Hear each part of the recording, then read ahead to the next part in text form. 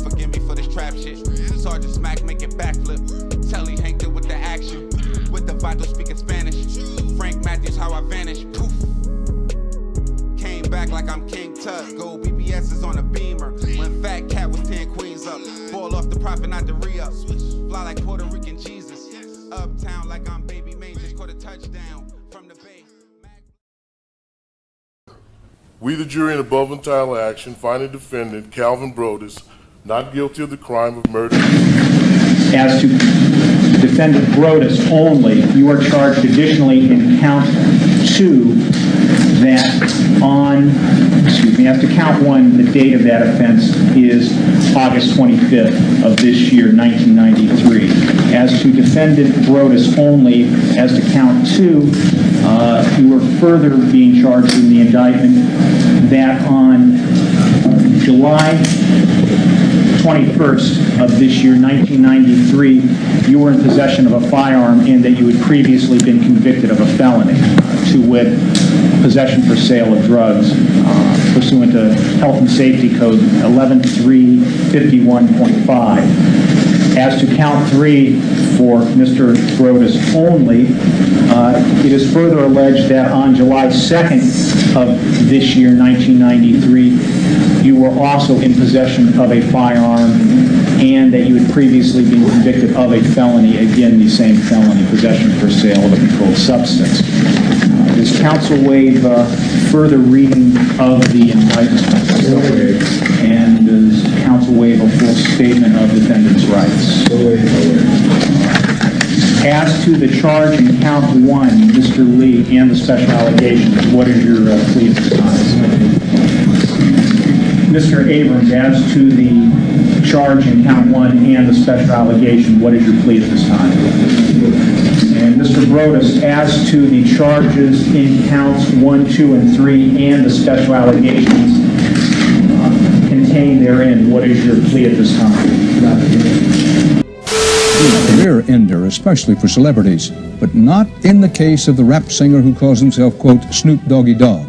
A judge in Los Angeles refused today to drop murder charges against him, but the charges haven't hurt his career. In fact, some accuse the rapper of making crime pay, as Reed Galen reports in tonight's Eye on America. As Calvin Brodus leaves the court where he has just appeared on murder charges, little kids clamor for his autograph. What's your name? They know him as rapper Snoop Doggy Dogg. I'm just an inspiration. You look to me as inspiration. A chilling thought to critics of music rife with violence and to the family of the victim. My brother has become just a nameless, faceless commodity in the interest of record companies profiting from his blood. Murder was the case that they gave me. I'm innocent. For almost 2 years, Snoop has been out on $1 million bail paid by Death Row Records, which has sold $80 million worth of Snoop Doggy Dogg. Whatever it takes to sell records is good. Murder sales. That's why people do videos on sex and murder. These criminal charges against you, somebody could see that as good publicity. Not necessarily, because I'm not happy that someone ended up dead and I gotta go to court for this and people thinking I'm some killer. Snoop must convince a jury he's not the gangster in his music. But in fact, if that kind of image hurts sales, there wouldn't be many rap stars left. Tupac Shakur. And we got a new album out called Thug Life. Shot 5 times while on trial for sexual assault, he's in prison now disavowing the gangster life. Dr. Dre, convicted of assault. Flavor Flav, jailed for shooting at a neighbor. They're just part of a community where these things are going on. You can't go around carrying guns. No one tells these kids that. They're living the lives that they've grown up in, and it's like no one is changing them. All the record companies are interested in, for the most part, is making money. You really can't say you ain't never seen nobody just get shot in the head, pow, and you right there watching. You can't say that, but I can. You understand what I'm saying? And that affects me, you know what I'm saying, through my life. Murder was the case, says the prosecutor, on a summer night in 1993. This would be appropriately characterized as a gang-motivated type killing. It happened in this Los Angeles park. Snoop's bodyguard shot and killed 24-year-old Philip Woldemariam. Snoop didn't pull the trigger, but he, the bodyguard, and a third man were all charged with murder because prosecutors say they hunted down Woldemariam after an earlier argument. Snoop's attorney claims self-defense and says the DA has an agenda. And that terrible music is going to get out into the public. That's why he's prosecuting this man. Snoop Doggy Dogg was 21, already well known when the killing happened. But success doesn't necessarily mean escaping the life, says another rap star recently acquitted of murder. You might have somebody that grew up gang banging and he made it, but he still got that in him. No matter what, he would carry that. It's like a jacket. Calvin Broadus goes on trial this summer, claiming the case is political. Look at the people before me that was black and successful and powerful with words. Where they at now? With Martin Luther King, with Malcolm X. He's made millions since the killing. MTV will cover his trial live and could make millions more. All of which makes the Woldemariams, who immigrated from Ethiopia, wonder if the death of a son and brother was just a marketing opportunity. We are completely surprised about the justice system in this country, really. A jury will decide if murder was the case and whether image is truth or a bum rap. In Los Angeles, Reed Galen for Eye on America. As to Calvin Broadus. We, the jury in above entitled action, find the defendant, Calvin Broadus, not guilty of the crime of murder in the first degree, in violation of Penal Code Section 187, a felony, as charged in Count 1 of the indictment, dated February 13, 1996. Now, with it almost being 20 years to the day that Snoop was arrested and charged with murder, I don't expect nobody to understand the magnitude that it had at that time. But after having recorded and releasing one of the all-time classics, Doggy Style, the arrest of Calvin Broadus, the person we grown to know as Snoop Doggy Dogg or Snoop Dogg or now just Snoop, the murder case almost coincided with him ascending to not arguably being the most popular rap star at the time. The case would go on to shine a national light on a music trend and what I would call an era now with gangster rap, with them asking the question whether gangster rap contributed to or merely reflected what was going on in the ghettos at that time, like gun violence, drug abuse, and street gang warfare.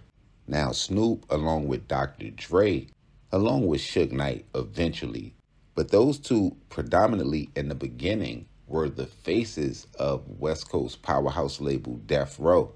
Snoop, who I first remember hearing and seeing on the Deep Cover soundtrack, would go on to make a starring appearance as a co-star on Dr. Dre's Chronic album, and he would really make a huge name for himself with that Chronic album being certified almost 3 times platinum.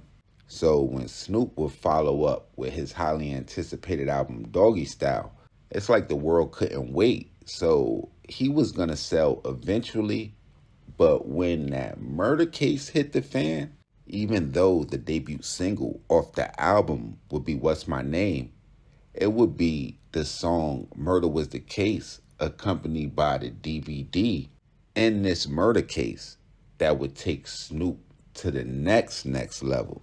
So with Doggy Style dropping on November 23rd, 1993, by the time the end of August of 1993 would roll around, Snoop Dogg was already a household name on his way to becoming a megastar. But just how it is in the music business, and all too well with this situation, as we've seen how it played out with Snoop having to fight Death Row to get money when he left, in August of 1993, though people knew him, he wasn't tucked off in a mansion or away on a hill somewhere. It was said at this time he was temporarily living in an apartment complex in the Palms neighborhood of West Los Angeles. The apartment complex was said to be located on Woodbine Street and Vinton Avenue. Now, in 1979, the Woldemariam family would immigrate to the United States from a region of Ethiopia that was located near the Red Sea, leaving their home country during a 30-year-long civil war in hopes of better opportunities in the Promised Land.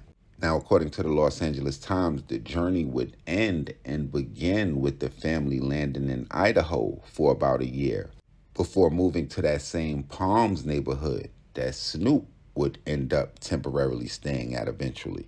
The family would reside in that community for about 9 years before moving on to Long Beach. Now, Philip Woldemariam, who was said to be the son of two hard-working parents, like a lot of kids, and probably most kids, would find himself in the middle of LA's thriving gang culture. He was said to allegedly be a member of BYHC, or By Yourself Hustler Crips, a crew that also grew to be known as the Selfish Gang. The group, very active in the 1990s, found theirself under the umbrella of the Hustler Crips. Now, according to testimony at Snoop Dogg's murder trial, during the incident that Snoop was involved in that would end with Philip Woldemariam losing his life, wasn't the first or the second time that they would cross paths. Now, during the afternoon of August 25th, 1993, the up-and-coming rap star Snoop would hear a commotion outside of that apartment that he was temporarily staying at in the Palms. In several interviews, his co-defendant and bodyguard at the time, McKinley Malik Lee, said that he would stop Snoop in an attempt to see what the commotion was, and he would go outside to investigate himself, where he would find another gentleman, a guy by the name of Sean Abrams, in a confrontation with several gang members, saying that him flashing a pistol would de-escalate that situation. But it would be in trial testimony to where Snoop would talk about the first encounter that he would have with Philip Woldemariam, saying that as the car would pull off from that incident, explaining to his bodyguard that he possibly recognized Philip Woldemariam, who happened to be one of the guys in the group that was involved with that altercation, explaining to his bodyguard that Philip Woldemariam had recently accosted him with a pistol at a video filming in the neighborhood. Now, it's a little confusing as far as that incident is concerned, as it seems like they both spent time in the Palms neighborhood, as well as they both spent time in the Long Beach neighborhood with Philip Woldemariam's family moving there. So I'm not exactly quite sure what neighborhood that happened, but according to trial testimony, that's where Snoop recognized the 20-year-old Ethiopian immigrant's face from. And it would be that very same day, while accompanied by the person involved in the altercation earlier, Sean Abrams, along with his bodyguard Malik Lee, where Snoop Dogg would encounter Philip Woldemariam for the third time. Now, though accounts of the encounter would differ, authorities would determine that there was no dispute of the fact that Malik Lee would go on to shoot and kill Philip Woldemariam. Authorities would end up discovering his body in a nearby carport. After going into hiding, Snoop's attorney would negotiate the terms of his surrender as well as his bail so he could proceed with his career. His trial would take place several years later, between 1995 and 1996, with him being acquitted on February 20th, 1996. Being defended by famed OJ lawyer Johnny Cochran, Snoop would get off with his life, being able to continue to forge on with the epic career that he made for himself.